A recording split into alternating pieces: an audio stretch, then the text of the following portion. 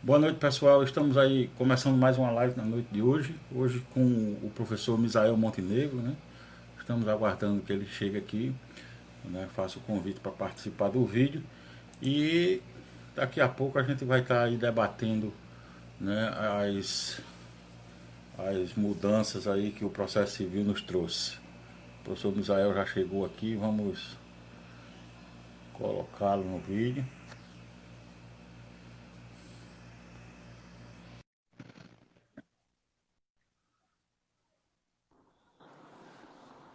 Boa noite, professor. Meu querido amigo, você está bem? Estou bem, e o senhor como está? O senhor está no céu. Eu estou sempre melhor do que mereço. Eita, eu esqueci. Foi a força do hábito. Pois vamos abandonar esse hábito. É verdade. Vou tentar. É porque o respeito por você é muito grande. Melhorou Há, muito.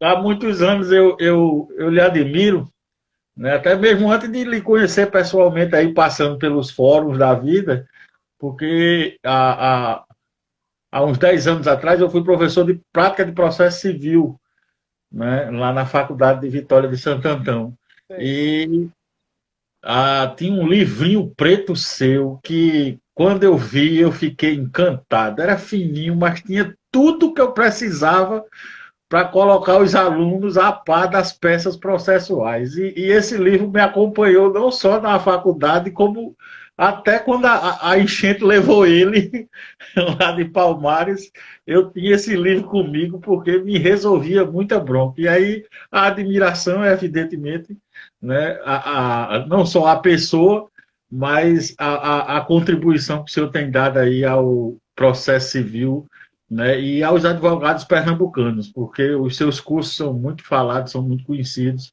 e a gente sabe do seu quilate, né, na prática do processo civil. Né, é advogado na prática, do jeito que eu gosto mesmo.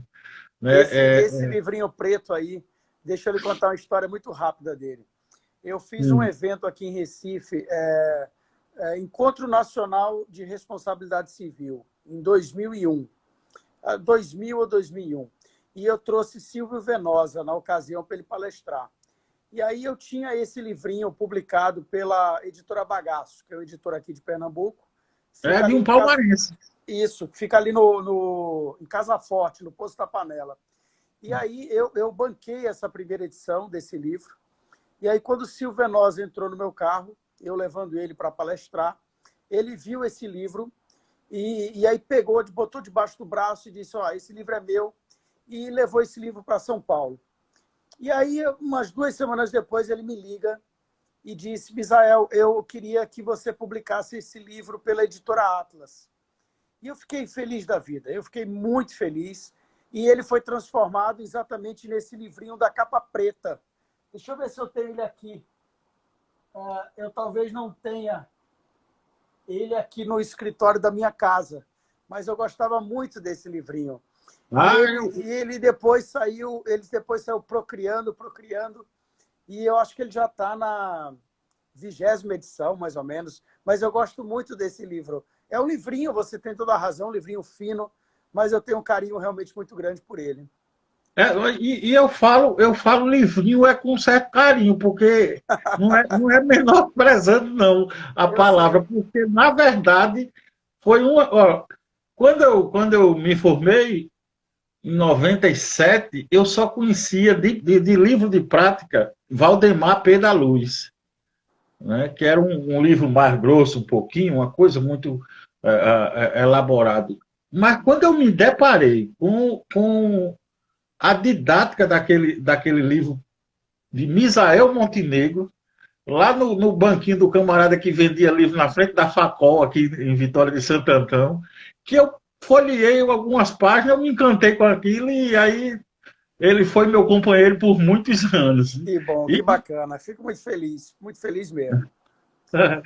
é, professor, essa é uma iniciativa da OAB de Palmares, uma iniciativa nossa, né, inicialmente, mas aí a convite do próprio presidente, nós estamos lá na qualidade de vice-presidente da OAB de Palmares, e a gente já teve até o orgulho de de ter a sua presença lá em Palmares no evento, né, no Cine Teatro Apolo. Isso. É, e a gente teve essa iniciativa e aí o presidente sugeriu que a gente fizesse pela OAB para que a gente pudesse, nesse momento de pandemia, a gente pudesse capacitar, né, e pudesse aproveitar esse momento de isolamento, esse momento meio que de solidão, né, e de tanta coisa que acontece ao nosso redor que nos impossibilita de sair de casa, que a gente pudesse contribuir com a advocacia palmarense, com a advocacia da região e, por que não dizer, de quem aproveita aí e assiste às nossas lives. E aí a gente tem convidado aí grandes nomes, graças a Deus temos tido uma aceitação aos convites, né? Como eu disse ao senhor, quando o senhor disse um sim, eu nem imaginei que o senhor fosse nem me responder. E eu vou tirar o senhor daqui a Por pouco, favor, por favor. mas eu nem imaginei que você fosse me responder, né? Porque por tanta ocupação e tal, não era por não querer, mas eu sei que é a ocupação mesmo. E eu digo que fico bestinho, porque a gente está tendo. Eu não sei dizer se é sorte ou o que é, porque a gente vive no meio de uma situação que nos causa, de certa forma, tristeza, mas a gente tem o prazer, o privilégio de ver autores como o senhor, como você, compartilhando conhecimento com a gente. A gente teve participação de Fernanda Rezende, de Henrique Mouta, tivemos uma live essa semana com o Backlaut lá de Alagoas, tivemos até um probleminha com a internet e vamos repeti-la, né? E aí a gente fica agradecido pela aceitação ao convite. Mas vamos lá, o que nos interessa é a nossa conversa de processo civil. O que é que essa pandemia tem nos trazido aí de alterações forçadas no processo civil? O que é que a gente tem visto de novidade aí? Né? Essa questão de suspensão de prazos para processos de tramitação diferente, como é que o senhor tem visto aí essas mudanças e essa influência dessa pandemia, né? Emanuel, muito obrigado pelo convite, né? Muito obrigado a você, muito obrigado ao Silvio. Eu peço que estenda aí meus agradecimentos a ele. É um prazer muito grande conversar com os advogados aí da região, a região que eu tenho, de fato, muito carinho. Me lembro do evento que participei, levado pelo amigo Jaime Asfora, se não me engano, há coisa de uns 3 ou 4 anos atrás, talvez um pouquinho mais do que isso. Veja, a pandemia ela trouxe, logicamente, uma carga de novas ações para a justiça. Na verdade, não de novas ações, mas de ações que talvez tenham sido ressuscitadas ou que tenham sido lembradas, né, pelos advogados, mas que são ações que nós sempre usamos, desde sempre, né? Os advogados sempre ajuizaram ações, por exemplo, revisionais de alimentos. Os advogados sempre ajuizaram ações revisionais de contratos bancários. Então, essas ações que hoje estamos usando, eu poderia dizer ações da moda, são ações que nós, advogados, estamos acostumados a trabalhar. Não há nada de diferente. A diferença está no destaque dado à fundamentação dessas ações por conta de um momento que é completamente atípico para nós, operadores do direito, e para a sociedade de modo geral. Eu quero dizer com isso que nós sempre, e eu vou pegar como exemplo, nós sempre ajuizamos as ações revisionais de alimentos e sempre fizemos referência como fundamentação aos artigos 1699 do Código Civil e 15 da Lei de Alimentos. Só que, neste momento, nós não estamos mais pensando nesses dois artigos. Nós, em todas as ações que envolvem temas relacionados à pandemia, nós estamos agora elegendo uma expressão da moda, que é a chamada teoria da imprevisão. Então, eu poderia dizer, no início da nossa conversa, que a grande coisa que se vê de novidade hoje para o operador do direito é o resgate da ideia do uso da teoria da imprevisão. Nós tentamos usar a teoria da imprevisão várias vezes na história recente do país. Por exemplo, tentamos usar a teoria da imprevisão quando enfrentamos a crise em 1990. Depois tentamos usar a teoria da imprevisão em 1994. Na sequência, na bolha inflacionária, na bolha imobiliária dos Estados Unidos em 2008 e, mais recentemente, na crise que nós atravessamos em 2014 e 2015. Então, o operador do direito, nas ações que ajuizava, ele timidamente fazia referência à teoria da imprevisão. Agora não. Agora essa teoria ela vem sendo utilizada com grande força pelos operadores do direito e isso nos leva de cheio à análise dos artigos 478 e 479 do Código Civil. Então, se você me perguntasse assim, numa pergunta introdutória, de início de conversa, Misael, quais são os artigos nesta pandemia mais citados pelos advogados nas petições iniciais, independentemente da natureza da ação? E eu diria a você, meu querido amigo, podemos estar diante de uma ação revisional de alimentos, de uma ação que pretende reduzir os aluguéis, de uma ação que pretende reduzir mensalidades escolares, de uma ação que se propõe a mudar um contrato bancário. Em todas essas ações encontraremos referência aos artigos 478 e 479 do Código Civil. De modo que a teoria da imprevisão ela virou moda. Ela virou, portanto, a vedete, eu poderia dizer, do coronavírus no que toca à advocacia brasileira.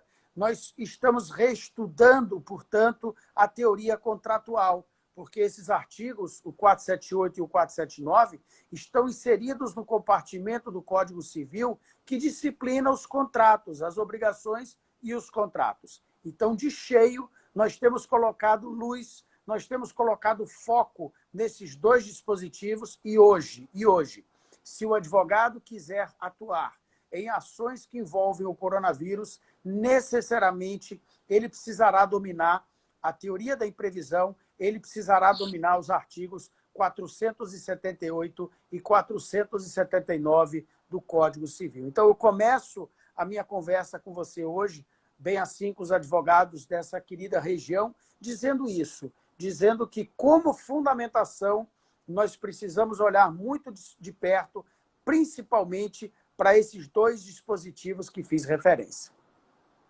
A gente vive, eu acho que no direito, eu tenho dito até isso, né, nas nossas conversas sobre o direito brasileiro, que a gente está vivendo um momento de protagonismo jurisprudencial. Não sei se eu posso dar esse nome, porque não sou cientista do direito, sou só um curioso, né? Mas a gente vive num momento em que as jurisprudências com relação a fatos, né, como esse, especialíssimos como esse, estão sendo provocadas por nós, advogados.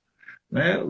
Eu vejo o senhor dizer que há muito tempo que bate nessa tecla da teoria da imprevisão e agora que ela vem sendo usada com mais clareza, agora que ela vem sendo mais olhada, né?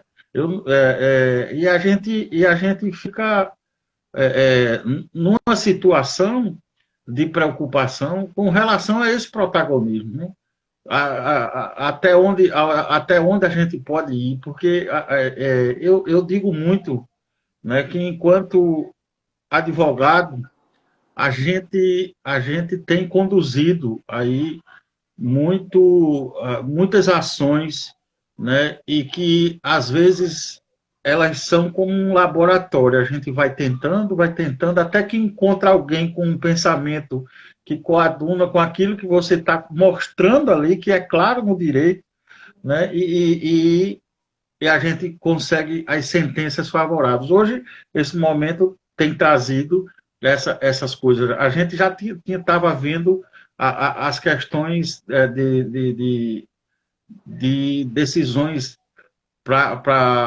de execução, por exemplo, como a atipicidade, né, de coisas atípicas nas execuções, como apreender passaporte, que, embora o código já tenha trazido, mas não estava sendo muito comum, e hoje a gente vê que, diante de uma necessidade, né, vi até numa live que o senhor fez anteriormente, né, de quantas coisas aí no contrato, né, na negociação contratual, vem sendo moldada no processo em virtude dessa pandemia, né? E aí eu queria saber do senhor como é que a gente tem lidado com essa questão. A gente vê muito mais na questão emergencial, no direito de família, na questão de alimentos, né? E também eu acho que nesse período no direito médico. Muitas decisões atípicas que, se não fosse esse momento de pandemia, a gente não tinha. Mas que a gente tem visto aí, e eu sei que o senhor tem novidades com relação a isso, até do próprio Tribunal de Justiça de Pernambuco. Eu posso dizer o seguinte, que, bom, aqui em Pernambuco, o decreto governamental que suspendeu diversas atividades, ele é datado de 16 de março. E a situação não é muito diferente no Brasil. Eu quero dizer que o nosso país, entre aspas, ele parou em meados de março. E nós já estamos aí no final de maio. E logo depois dessa notícia da aprovação de decretos governamentais proibindo o exercício de determinadas atividades, nós tivemos uma agitação muito grande no mundo do direito. Eu poderia dizer aí que mais ou menos entre os dias 20 de março e 15 de abril, nós tivemos uma agitação muito grande, uma proliferação de troca de informações, de troca de opiniões, porque nesse momento nós tínhamos absoluta incerteza quanto à possibilidade ou não de propositura de ações para redução de aluguéis, para redução de alimentos, para não pagamento de mensalidades escolares, sobretudo na educação infantil. Enfim, nós tivemos aí um primeiro momento, eu consigo enxergar dessa forma, em que o judiciário, eu digo o judiciário, nós advogados, o judiciário se agitou muito. Eram muitas informações, muitas incertezas, muitas dúvidas. E por incrível que pareça, a jurisprudência de 15 de abril para cá, pelo menos em relação a algumas questões, ela se acalmou.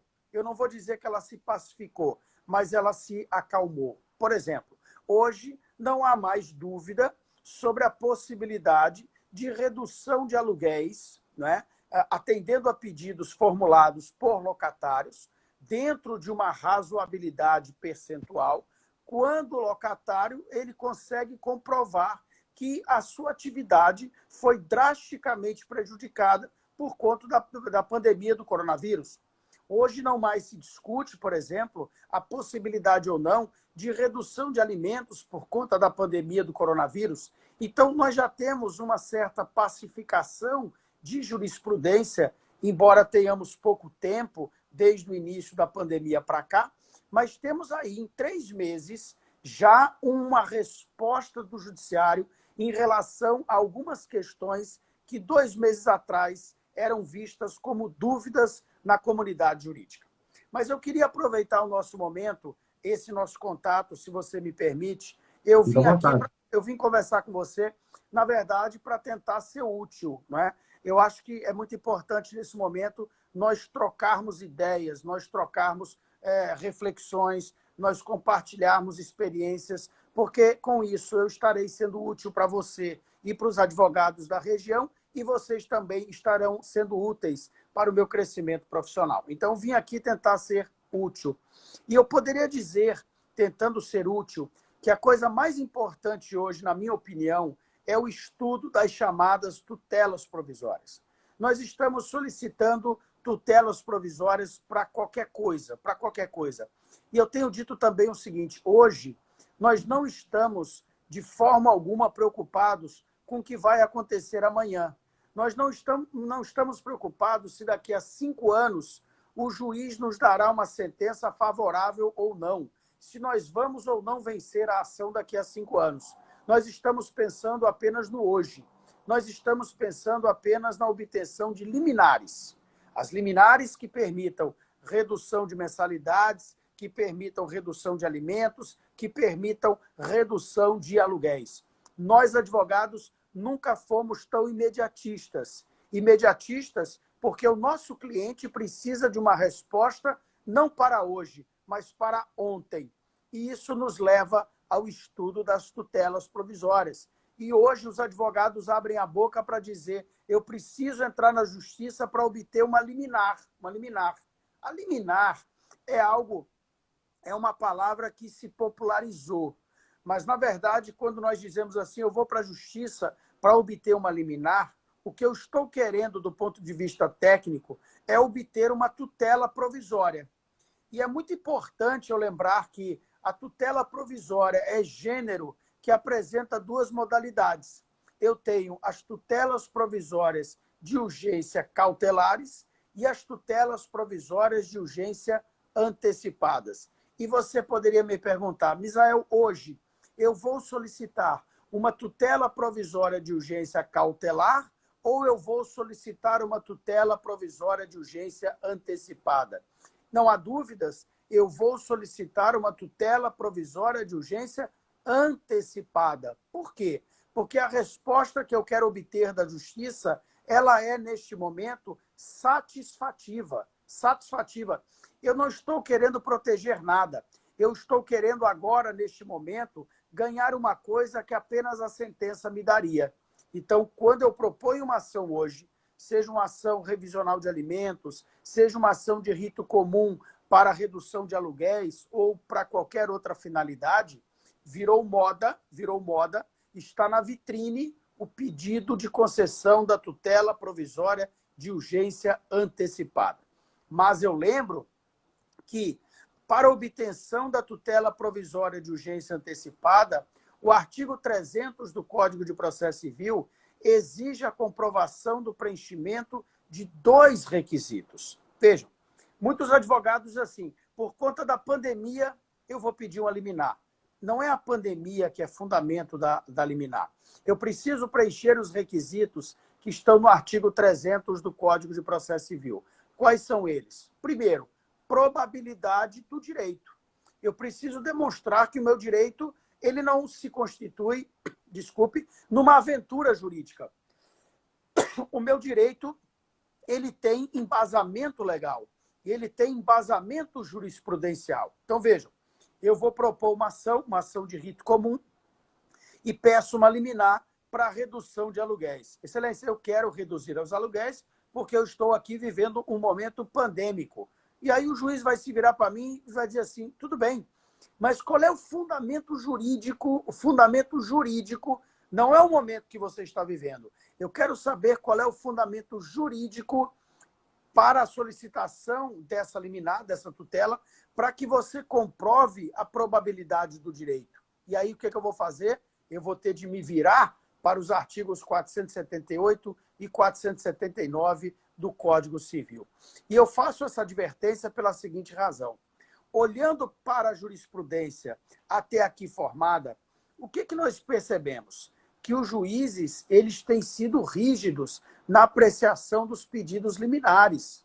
E eles dizem mais ou menos assim para o advogado, doutor, não é a pandemia que é fundamento. Você precisa comprovar o preenchimento dos requisitos dos artigos 478 e 479. E quais são esses requisitos? E aqui nós entramos na parte principal da nossa conversa. Primeiro requisito, comprovação de um desequilíbrio contratual. Vejam, o contrato lá atrás, ele foi pensado para ser equilibrado, para ser bom para ambos os contratantes. O que eu tenho de provar agora? Um desequilíbrio contratual. E eu tenho de comprovar que esse desequilíbrio contratual, ele causou o quê? Ele causou para um dos contratantes o que nós chamamos de onerosidade excessiva. Onerosidade excessiva. Segundo, que ele causou para o outro contratante um ganho exacerbado, um ganho exagerado. Então, em todas as ações, eu preciso realizar essa comprovação. E a jurisprudência ela tem valorizado muito o princípio da boa-fé, tanto regulada pelo direito material como pelo direito processual. O que significa isso, meu amigo? Significa que quando eu peço, por exemplo, uma redução de alimentos ou eu peço uma redução nos aluguéis, eu tenho de abrir a minha vida para o juiz. Eu tenho de abrir as minhas contas para o juiz, para demonstrar a ele que, de fato, eu sofri o que eu posso chamar, popularmente falando, de um baque financeiro, de um baque econômico. E por que eu faço essa ressalva? Faço porque alguns empresários, sobretudo, embora explorem uma atividade que, em tese, foi prejudicada pela pandemia, especificamente no caso deles, eles não se prejudicaram. Eu tenho um amigo, e cito sempre como exemplo, que é um proprietário de um restaurante. Ele faturava, imaginemos, R$100 mil por mês, quando atendia aos clientes no seu salão. Hoje ele fatura R$180 mil no delivery. Ele fatura 80% a mais. Esta pessoa não pode, tão somente por conta da pandemia, propor uma ação revisional de alimentos ou uma ação para redução de aluguéis. Por quê? Porque, no caso específico, a pandemia não quebrou a base objetiva do contrato e ele não sofreu a denominada onerosidade excessiva, que é um dos pilares das ações que buscam redução de obrigações neste momento. Eu vi há pouco, passou aqui, talvez, o maior magistrado do Brasil em matéria de direito de família, que é meu querido amigo Rafael Calmon, lá do Espírito Santo. Queria deixar um abraço para ele. Me parece que ele comunga dessa mesma ideia, da ideia da necessidade de comprovação em todos os casos da chamada boa-fé objetiva. Não é suficiente dizer, olha, a pandemia aí, a pandemia é uma tragédia. Não, precisamos olhar para o caso concreto, precisamos demonstrar ao juiz, e essa demonstração é documental, mediante a abertura das minhas contas, apresentação dos meus extratos bancários,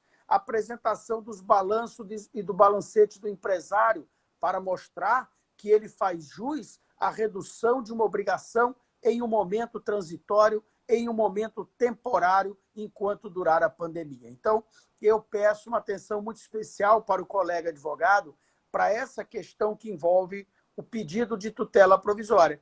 Isso passa pela análise dos artigos 300 do Código de Processo Civil, 478 e 479 do Código Civil. Me perdoe, meu querido amigo, eu acabei me empolgando.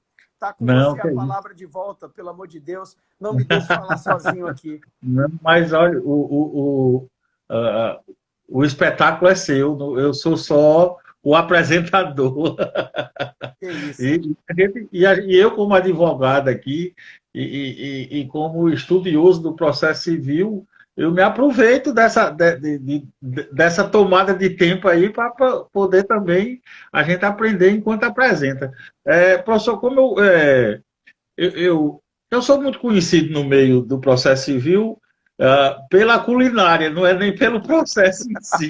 Porque todo mundo entra no meu perfil do Instagram para ver comida, para ver isso, para ver aquilo outro, né? E vez por outra processo.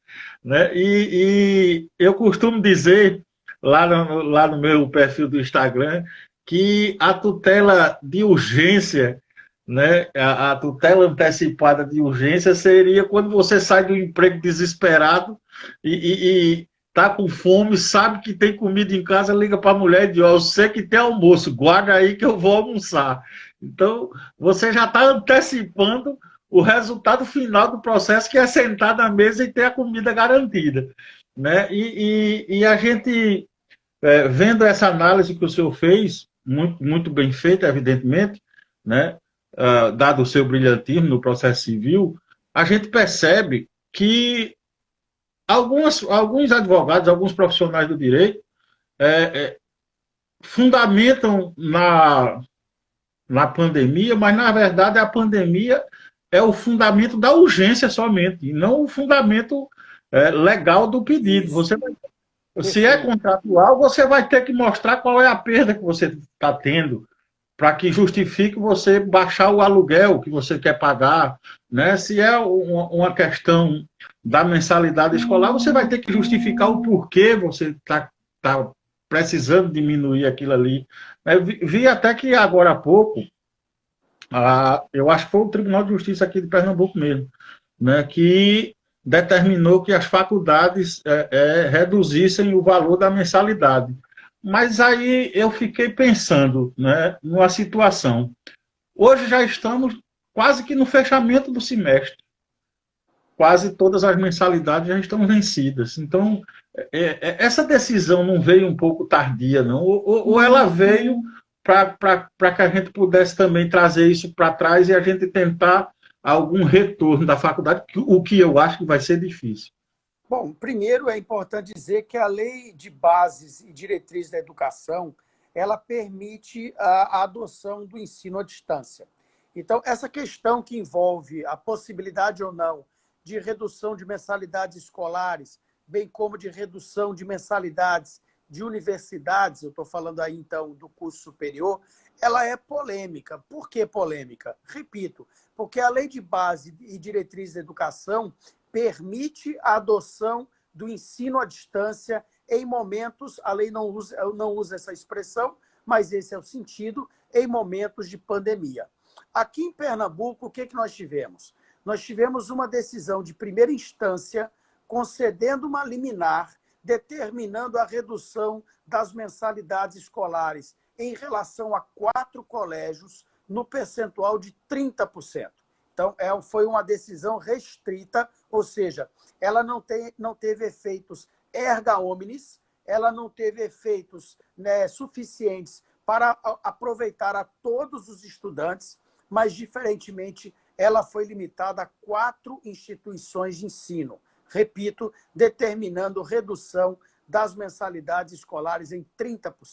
Só que essa decisão ela teve os seus efeitos suspensos pelo desembargador Agenor Ferreira Filho, há coisa de 7 dias ou 10 dias atrás, atendendo a um pedido formulado por um dos colégios num agravo de instrumento que foi interposto contra essa decisão interlocutória. Então, aqui em Recife, a não ser em uma ou outra ação individual, nós não temos uma decisão coletiva que aproveite a todos os alunos, determinando a redução de mensalidades escolares. Dizem as más línguas que as escolas, né, serão uma das últimas da fila a retomarem as suas atividades. O governo de Pernambuco, hoje anunciou a retomada das atividades, de modo que isso vai acontecer como no mundo todo, no movimento, como se fosse uma onda, aqui em Pernambuco, de 11 semanas. Então, o governo de Pernambuco, no domingo, vai anunciar as primeiras atividades que serão retomadas a partir da próxima semana, e assim de forma escalonada, numa sequência de 11 semanas. Mas, mundo afora, o que nós percebemos? Que as últimas atividades a serem retomadas são aquelas atividades que envolvem cinema, teatro e educação. Então, me parece que aqui em Pernambuco, como no Brasil todo e no mundo todo, nós não teremos, neste momento, retomada de atividade presencial. Significa que os alunos vão se manter em atividade à distância, talvez aí por mais 2 meses, 3 meses. Algumas pessoas são pessimistas ou realistas, não sei, e dizem que essas atividades só serão retomadas já perto do final do ano. Mas eu repito, devemos olhar para a lei. A Lei de Bases e Diretrizes da Educação permite a adoção do ensino à distância. Significa que a escola não estaria obrigada a reduzir a mensalidade escolar desde que ofereça esse tipo de serviço, esse tipo de prestação. O problema está na educação infantil, que é a educação entre 1 e 6 anos de idade. Por quê? Porque para este público é muito difícil você trabalhar com educação à distância. E aí, nesse caso específico, me parece oportuna, pelo menos, a redução das mensalidades escolares, dada a dificuldade de se adotar o ensino à distância. Professor, Lenivaldo, é um advogado palmarense, bastante conhecido lá, ele fez uma pergunta aqui até a ver com a questão da tutela antecipada, né? Mas ele pergunta que tipo de tutela antecipada ele poderia pedir, solicitar, né, usando como base a teoria da imprevisibilidade. Ele pode propor, por exemplo, uma ação de rito comum nesta ação, solicitar uma tutela provisória para a redução de aluguéis. Me parece que é o melhor exemplo para você solicitar a aplicação da teoria da imprevisão. Por quê?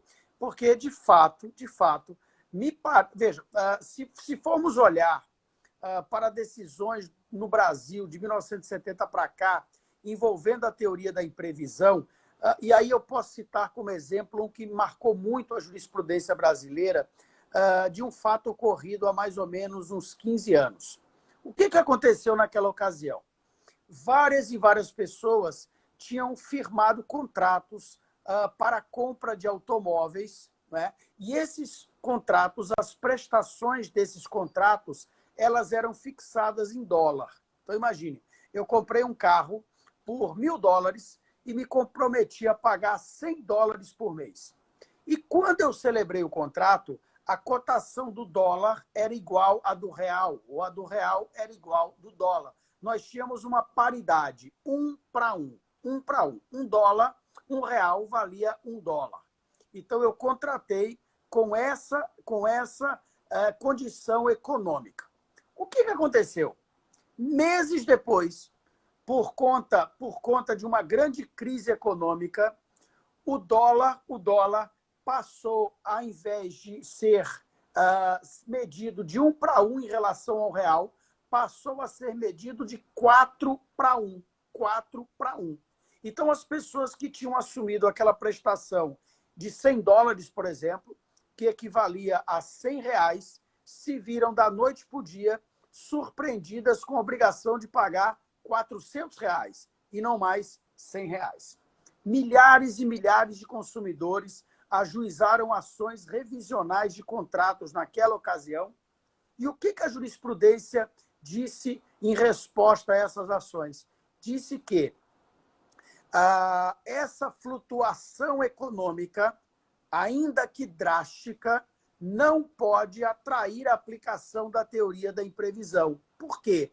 Porque essa movimentação econômica, a inflação galopante no Brasil, não pode ser considerada como fato imprevisível, já que desde 1970, por conta da construção de Brasília, nós sofremos os efeitos dessa inflação galopante. Então, vejam, lá atrás, quando o judiciário foi chamado para aplicar a teoria da imprevisão, ele fechou as portas e disse: a inflação, esse movimento drástico da economia, não pode ser visto como um fato imprevisível, porque é da história da realidade inflacionária brasileira. Só que agora nós vivemos um momento completamente diferente. Nos últimos 100 anos, pelo menos nos últimos 100 anos, nós não temos na história do Brasil, nem na história do mundo, algo parecido com a pandemia causada pelo coronavírus.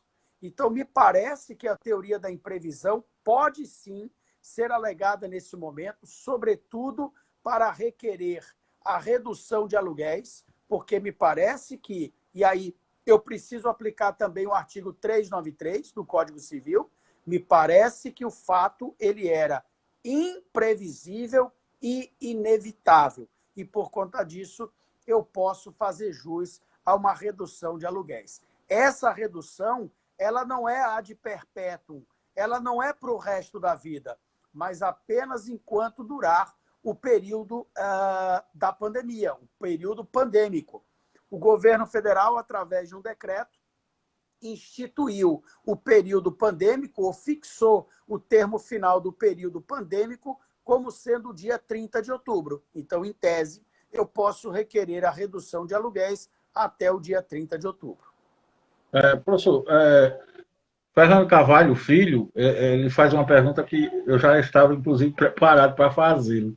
Por conta dessas alterações que a gente tem visto provocadas por esse período pandêmico, né? A gente viu agora a novidade da audiência telepresencial, que era algo que a gente já vinha tentando se acostumar, né, por conta disso.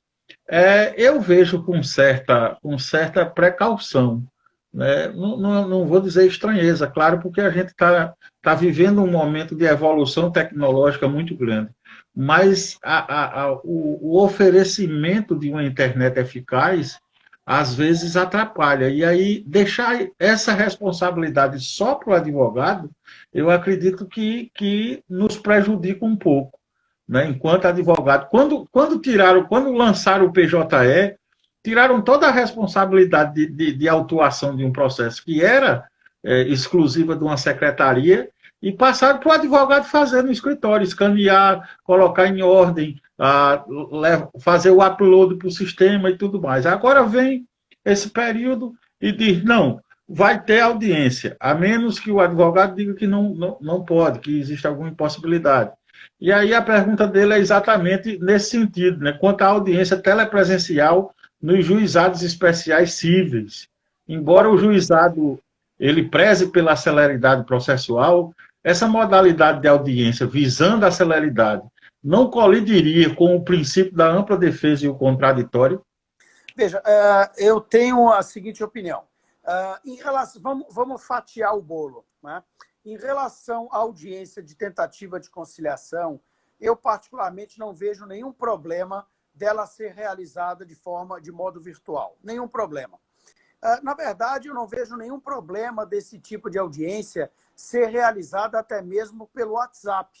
Aqui em Pernambuco, como também em Santa Catarina, foram aprovadas portarias pelos tribunais locais permitindo a realização da audiência tentativa de conciliação através do WhatsApp. Então, em relação às audiências de tentativa de conciliação, seja no juizado especial civil, seja na justiça tradicional, é minha opinião, eu particularmente não vejo problema de fazermos de modo virtual. Mas vejo, sim, um problema muito grande de realizarmos as audiências de instrução e julgamento de modo virtual. Por quê? E aí eu vejo uma agressão clara ao princípio do contraditório e da ampla defesa.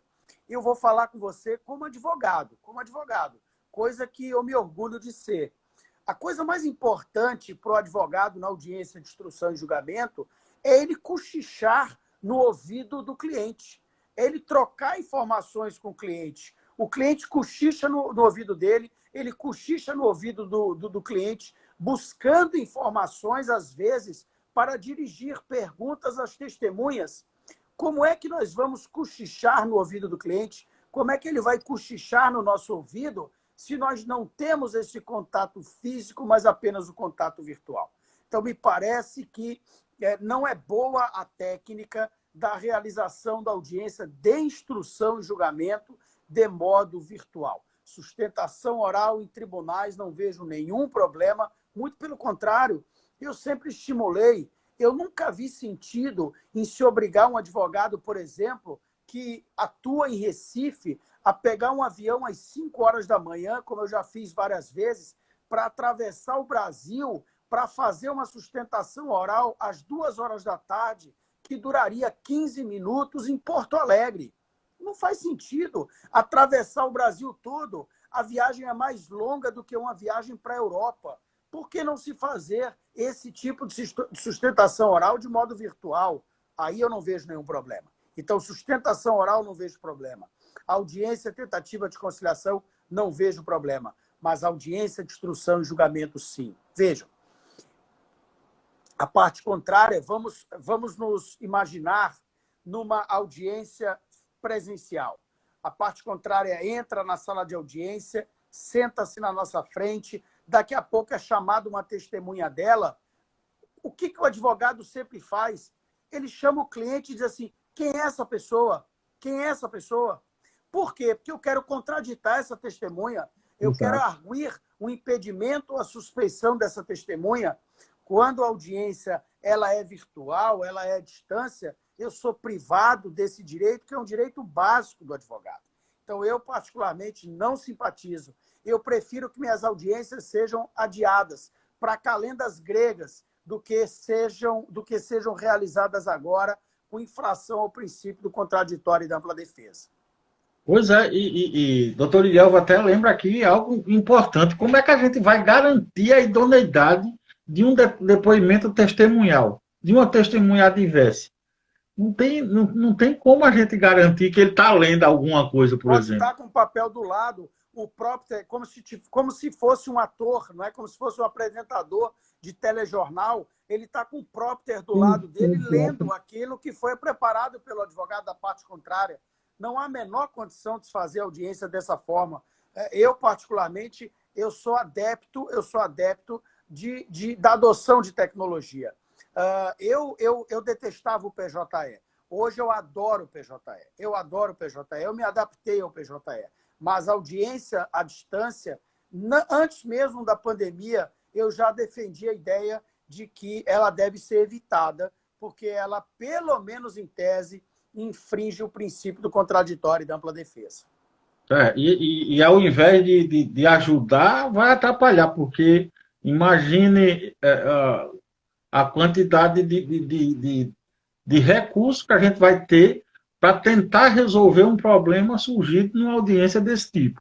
Eu Né? sempre achei, a minha opinião sempre foi a seguinte, eu como advogado, eu sempre disse assim para os meus alunos em sala de aula, meus queridos alunos, eu particularmente acho que nós não ganhamos os processos, as ações, por conta de uma petição inicial bem elaborada ou por conta de uma contestação perfeita. Lógico que essas peças devem ser, na medida do possível, e nós devemos primar por isso, elas devem ser da melhor forma possível elaboradas. Mas nós ganhamos, e você sabe muito mais do que eu, nós ganhamos ou perdemos as ações nas audiências de instrução e julgamento. Se nós não tivermos a capacidade de produzir uma prova qualificada, nós vamos perder a ação. E em relação à parte contrária, a regra é a mesma. Então, nós não podemos pôr em xeque, pôr em risco o principal ato do processo. Eu entendo que a audiência de instrução e julgamento é o principal ato do processo. E o juiz, isso é muito engraçado, o juiz, às vezes, ele sabe se a testemunha está mentindo ou não pelo traço fisionômico da testemunha na hora da audiência. Ele olha para a testemunha pela expressão da testemunha, pelo olhar da testemunha, pela forma da testemunha responder a pergunta, ele sabe se a testemunha está dizendo a verdade ou não. Essa aproximação do magistrado com a testemunha, nós chamamos isso de princípio da imediatidade, essa aproximação estará comprometida com a audiência virtual. E aí a gente complementando essa análise desse tipo de audiência, deixar a realização a cargo do advogado tão somente, eu acho um prejuízo processual para a parte que é representada. Porque agora você é quem vai ter que dizer nesse momento, né, que a gente atravessa, se tem condições ou não de fazer a audiência.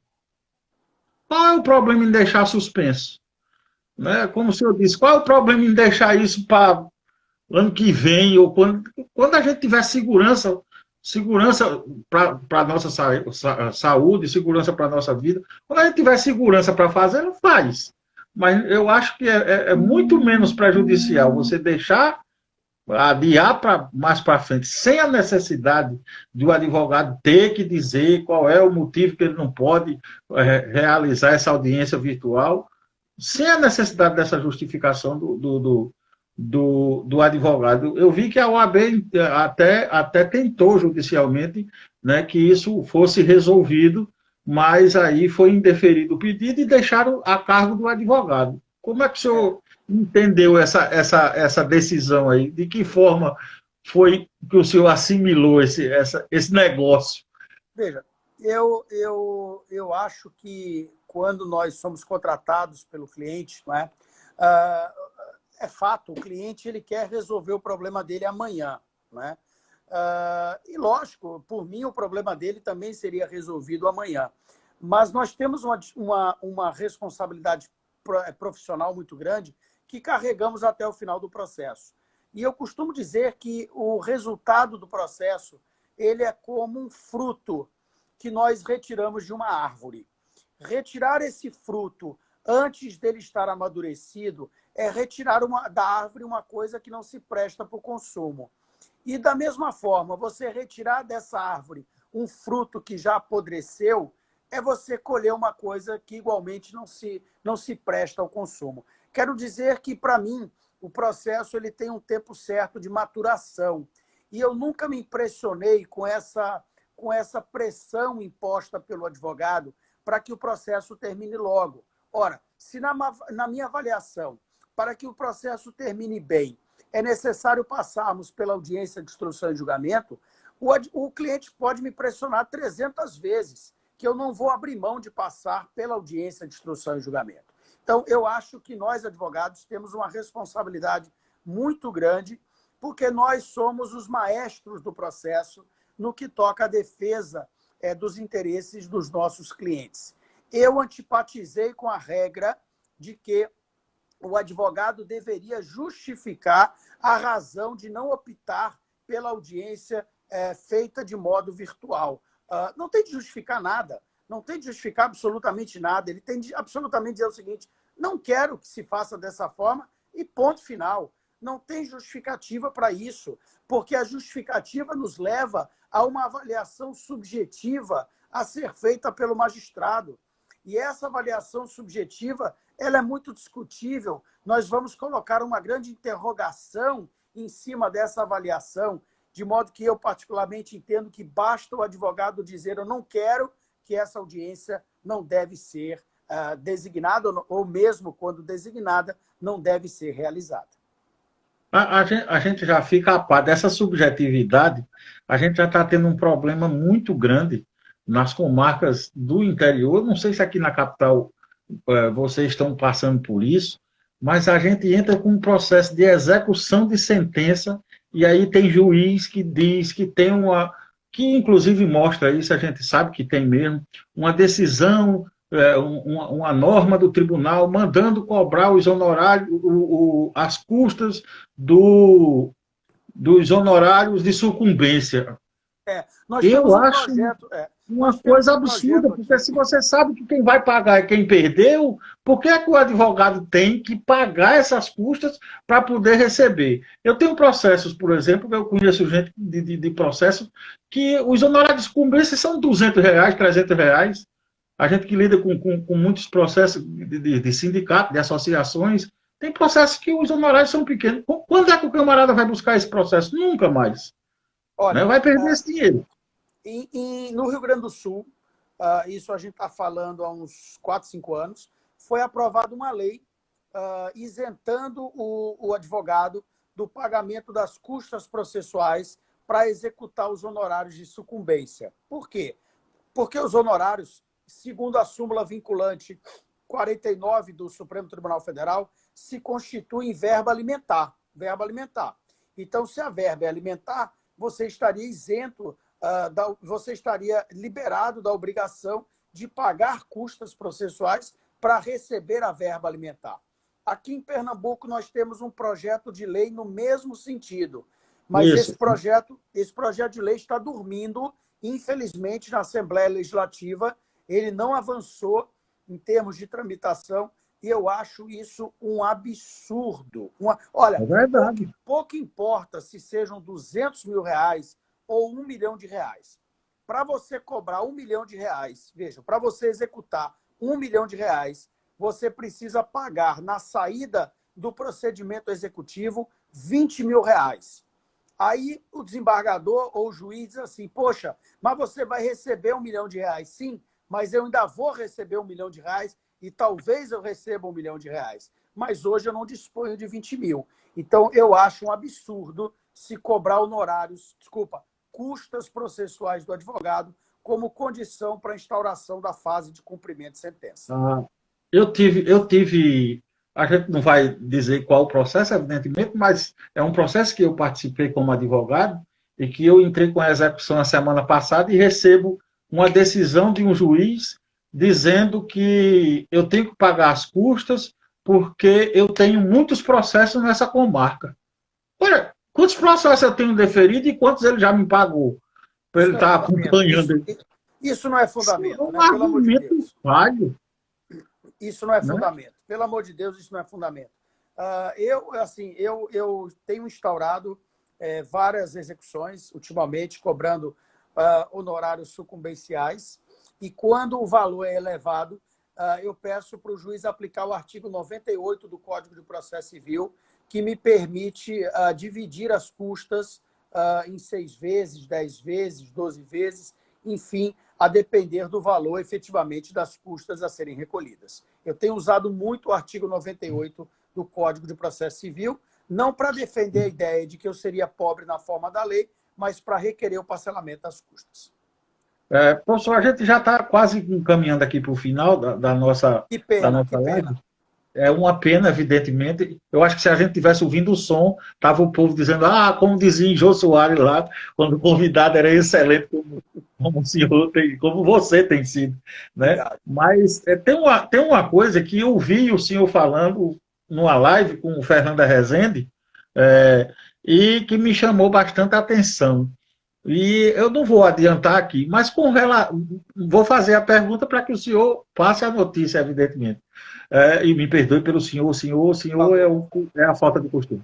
Para que você possa discorrer sobre o assunto. Com relação à execução, houve algumas novidades aí, tomando como base esse momento de pandemia.